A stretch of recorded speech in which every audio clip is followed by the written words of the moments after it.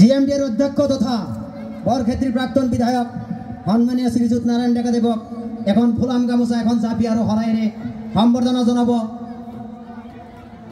নিলসান আলী আহমেদ, ফকরউদ্দিন আহমেদ প্রাক্তন ছাত্র আর আবুল হোসেন প্রাক্তন ছাত্র।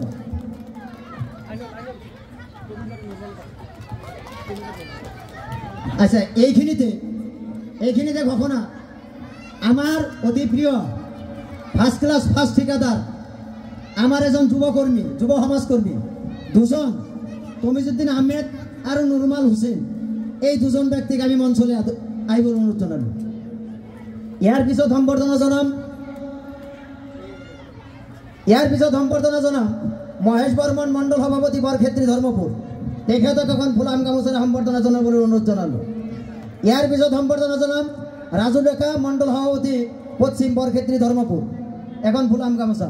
প্রীতম গোস্বামী এখন ফুলাম গামোচা আর জাপিৰে সম্বর্ধনা জানাবলৈ অনুরোধ জানালো।